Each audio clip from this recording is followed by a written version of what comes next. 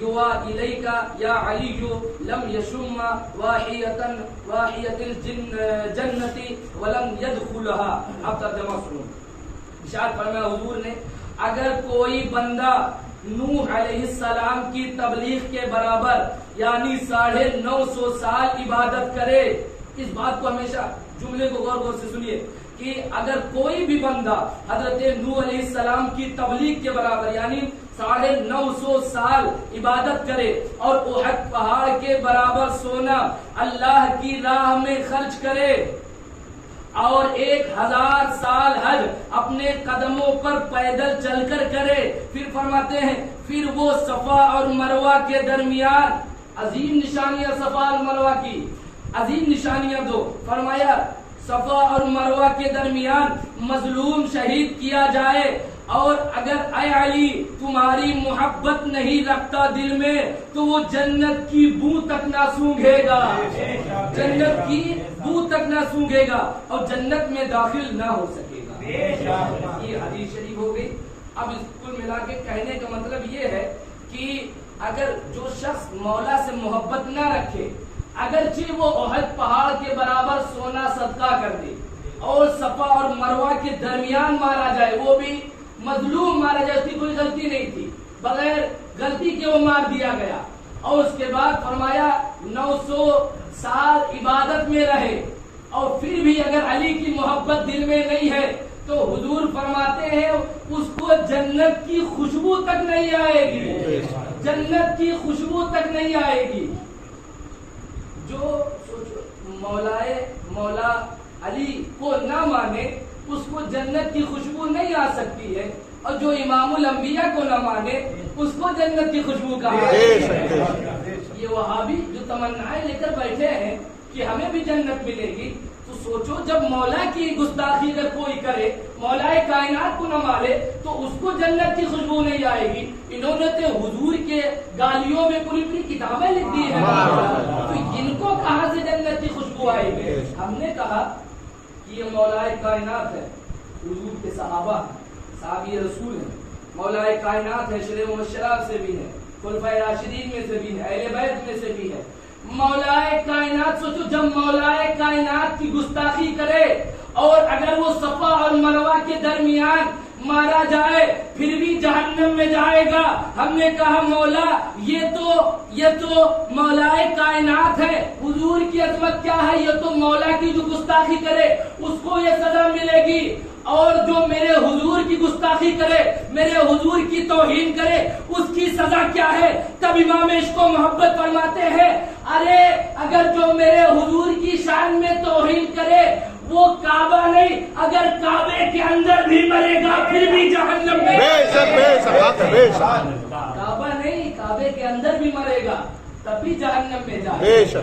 یہ اعلیٰ حضرت امام عشق و محبت نے لکھا فتاوی شریف میں.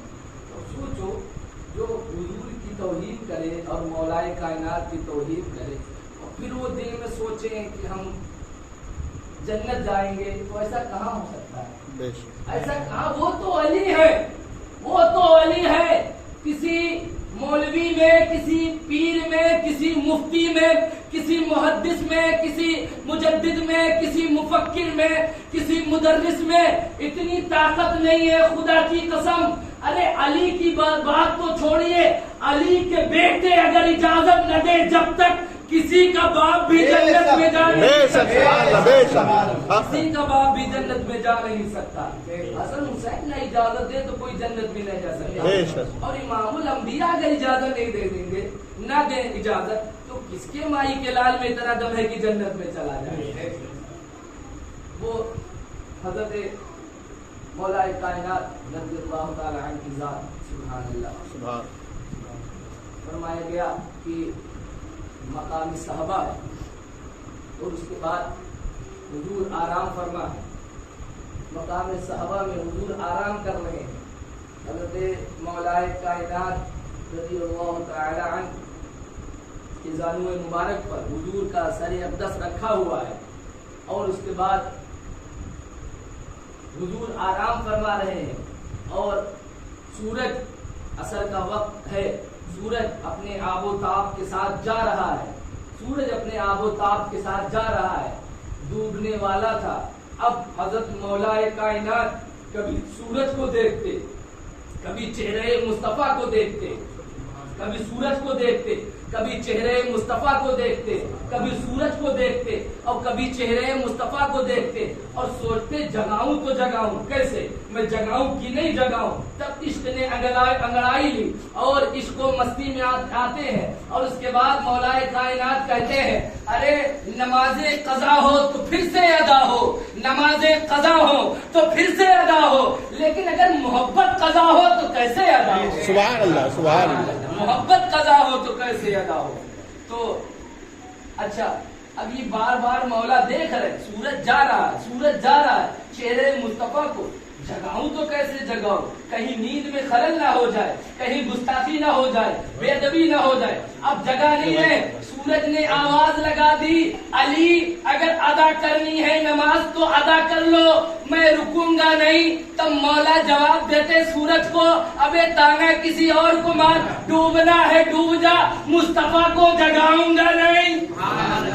ڈوبنا ہے ڈوب جا, میں حبیب خدا کو جگاؤں گا نہیں. سورج نے کہا ٹھیک ہے میں جاؤ, علی نے کہا ٹھیک ہے جاؤ, حضور کو نہیں جگایا. اب اصل کی نماز قضا ہوئی, مولا کی آنکھوں سے آنسو نکلے.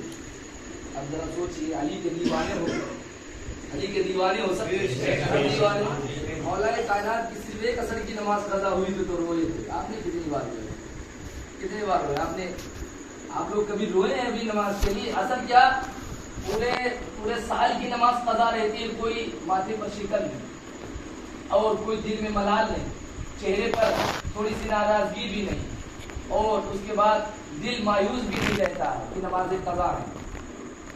ایسا نہ کرو, جہاں سب چیزیں ہیں وہاں نماز بھی ہے. ہمارے بزرگوں نے اس کو کبھی نہیں چھوڑا ہے, کبھی نہیں چھوڑا ہے. تو مولا کائنات رضی اللہ تعالی عنہ کی آنکھوں سے آنسو نکلے, اور وہ آنسو, اب ذرا سوچئے, وہ آنسو کسی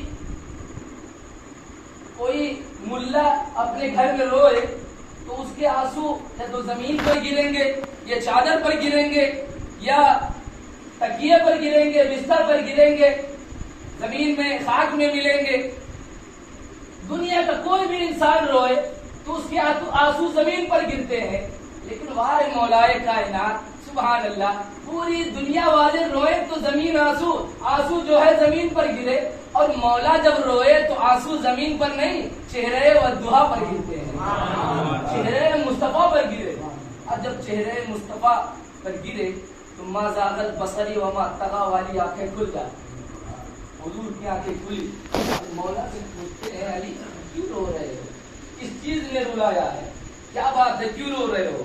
تو مولا کائنات نے کہا کہ یا رسول اللہ اصل کی نماز قضا ہو گئی ہے, اصل کی نماز قضا ہو گئی ہے.